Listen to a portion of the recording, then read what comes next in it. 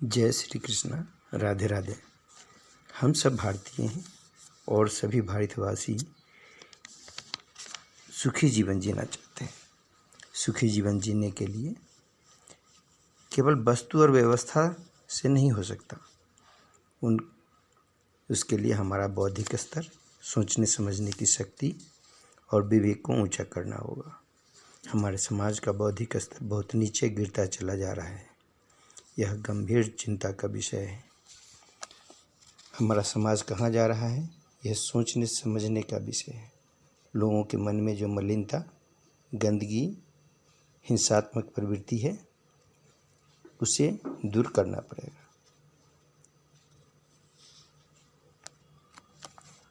समाज और देश के कल्याण की भावना को केंद्र में रखकर एक नई शिक्षा नीति लाना होगा, जिसमें समाज और देश के उत्थान हेतु सामाजिक पारिवारिक आचरण के उत्थान पर जोर देना होगा। सामाजिक आचरण कैसा हो, पारिवारिक आचरण कैसा हो, इसके ऊपर जोर दे करके यह सिलेबस बनाया जाना चाहिए। यह नर्सरी से लेकर डिग्री तक, इवन प्रोफेशनल एजुकेशन में भी इसको निश्चित रूप से अनिवार्य करना चाहिए। अगर आज से हम कोशिश करें तो 2050 तक इसका असर दिखने लगेगा। तब हम विश्व गुरु बनने की परिकल्पना भी कर सकते हैं। सिर्फ रामायण, गीता और महाभारत के श्लोकों को पढ़कर हम विश्व गुरु कदापि नहीं बन सकते। विश्व गुरु बनने के लिए हमें इसके कथा और श्लोकों पर अमल करना होगा। इसमें माताओं और बहनों का विशेष योगदान है। इनके ऊपर ज़्यादा ध्यान देना होगा, क्योंकि हम एक पुरुष को जब शिक्षा देते हैं तो एक व्यक्ति को शिक्षित करते हैं, लेकिन एक महिला को शिक्षा देते हैं तो हम एक परिवार को शिक्षित करते हैं। क्योंकि आज जो हमारी बहनें हैं, कल वो माँ बनेंगी और शिशु को बचपन से ही आचार विचार, व्यवहार, मान अपमान, धर्म अधर्म, सभ्यता, संस्कृति, हिंसा अहिंसा, सभी प्रकार की धार्मिक और अधार्मिक प्रवृत्तियों को वही सिखाती हैं। अभी हमारे समाज में लगभग सबकी बुद्धि अपवित्र हो गई है। पवित्र शिक्षा देने वाला भी समाज में नहीं रहा कोई। हमारा देश धार्मिक देश है। अभी जो दुर्गति हो रही है, अभी हम नहीं बदले तो इसके आगे इससे भी भयंकर दुर्गति होने वाला है, क्योंकि हम अपनी धार्मिक संस्कारों को छोड़कर पाश्चात्य सभ्यता को अपनाने के लिए होड़ लगाए हुए हैं। हमारे लोगों में काम, क्रोध, व्यसन, प्रवृत्ति, चरित्रहीनता, लोभ, अहंकार, बेईमानी, धूर्तता, पाखंडता देखकर मन दुखी हो रहा है। इन सभी दुष्कर्मों से व्यक्ति और समाज दोनों को मुक्त किया जा सकता है। शिक्षा में सुधार लाकर आज अगर कोशिश करें तो पूर्णतः सुधार 25 से 30 वर्षों में अवश्य देखने को मिलेगा। धर्म आधारित शिक्षा नहीं होना चाहिए। यह सबके लिए समान होना चाहिए। वन नेशन वन एजुकेशन के ऊपर अमल करना चाहिए। ऊपर बताए गए दुष्कर्मों के कारण विचार अशुद्ध हो रहा है, गंदा हो रहा है। आपका विचार गंदा है तो अनेकों प्रकार की सुख सुविधाएं दे देने पर भी उसका भोग नहीं कर पाएंगे, उसका आनंद प्राप्त नहीं होगा। जीव अविनाशी है, हम भी जीव हैं, अतः हम भी अविनाशी हैं। अविनाशी जीव कभी भी भोग विलास से तृप्त हो ही नहीं सकता, क्योंकि जीवात्मा अलौकिक है, भोग विलास लौकिक है। व्यसन का इतना बदला स्वरूप, व्यभिचार का इतना बढ़ता स्वरूप, हिंसा का इतना बढ़ता स्वरूप चिंता का विषय है। आपका विचार अच्छा है तभी आप सुख सुविधाओं का सही से आनंद ले पाएंगे, शांति का भी अनुभव कर पाएंगे। अगर विचार अशुद्ध है, अच्छा नहीं है, तो सब सुख सुविधाओं का दुरुपयोग शुरू कर देंगे, उसका सही ढंग से उपयोग नहीं कर पाएंगे। आपका अच्छा विचार करने के लिए अध्यात्म से जुड़ना बहुत ज़रूरी है। अध्यात्म का असर सीधा मन पर पड़ेगा। मन, विचार और भावनाओं दोनों को 70% से ज़्यादा नियंत्रित करता है। जब मन अच्छा हो जाएगा तो शरीर भी स्वस्थ रहने लगेगा। शरीर स्वस्थ है तो मन भी स्वस्थ है। क्योंकि कहा जाता है स्वस्थ शरीर में ही स्वस्थ मन का वास होता है। माया जनित जितने भी भोग विलास की वस्तुएं हैं सब इस लौकिक दुनिया में धरती पर दुख के कारण हैं।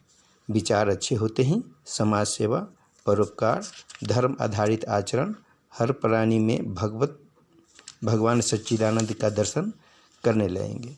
बहुत सुंदर दुर्लभ मानव जीवन है। यह योनि देवताओं के लिए भी दुर्लभ है। धरती को कर्म योनि कहा जाता है। यहाँ पर देवता लोग भी जन्म लेने के लिए तरसते हैं।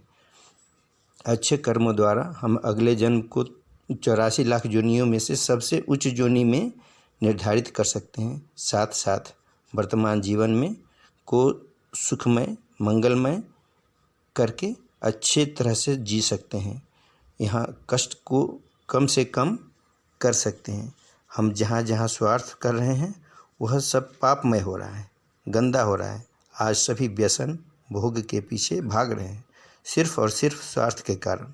शराब, जुआ, मांस, व्यभिचार दोषी ही नहीं मान रहे हैं। इसको दोष मान ही नहीं रहे हैं ये लोग। हमारे वेदों पुराणों में इसे निषेध माना गया है। छोटे छोटे बच्चे व्यसन करने लगे हैं। आज स्कूली विद्यार्थी जिनको ब्रह्मचर्य से पुष्ट होना चाहिए वो ब्रह्मचर्य नष्ट कर रहे हैं। ये बड़ा चिंता का विषय है। इससे विद्यार्थियों में से कोई सेना में उच्च अधिकारी, कोई आचार्य, कोई धर्माचार्य, कोई नीति निर्धारक, कोई महात्मा, कोई अच्छा नेता, कोई देश का शासक, ये लोग बनेंगे। तो इनकी शरीर की शक्ति अगर नष्ट होती है तो साथ साथ में बुद्धि भी, विवेक भी नष्ट होता है। शरीर बल का क्षीण हो रहा है। व्यभिचार प्रवृत्ति में मन की शक्ति भी क्षीण हो रही है। 20 से 22 वर्ष की अवस्था में ब्रह्मचर्य नष्ट कर दिया जाए तो वह गृहस्थ के जोग्य भी नहीं रह सकता। राष्ट्र की सेवा की बात तो बहुत अलग है। राष्ट्र सेवा के लिए तो बहुत विशाल हृदय और दिल की आवश्यकता होती है। समाज सेवा और राष्ट्र सेवा दोनों के लिए शरीर और बुद्धि दोनों का बलिष्ठ होना, स्वस्थ होना बहुत ज़रूरी है। शरीर को नष्ट किया जा रहा है विषय भोगों में, और मांस खा रहे हैं, मदिरा पी रहे हैं, शरीर में चर्बी बढ़ा रहे हैं और सोचते हैं मैं तो बलिष्ठ हो रहा हूँ। आध्यात्म है ही नहीं किसी में। तो आप न काम और न विषय, न क्रोध, न लोभ, न घमंड, न हिंसा, किसी पर भी नियंत्रण नहीं कर सकते। इस समय आवश्यकता है विचार को शुद्ध करने की, आहार शुद्ध करने की, आचरण शुद्ध करने की।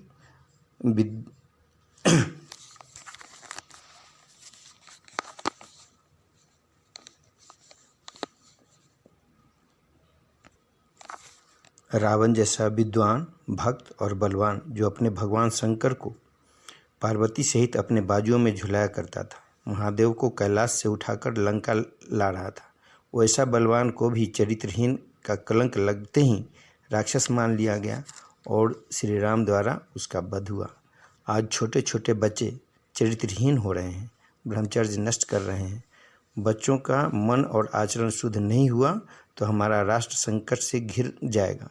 इन्हीं बच्चों में से कल कोई राष्ट्रभक्त, देशभक्त, देश से भी भागवत ज्ञानी, वैज्ञानिक आदि सब बनेंगे। अतः हम सभी लोगों से, सभी भक्तों से, सभी अधिकारियों से निवेदन करते हैं कि हमारी नई पीढ़ी को सुधारने के लिए पूरा प्रयास किया जाए और नई शिक्षा नीति को भी अपना सकते हैं।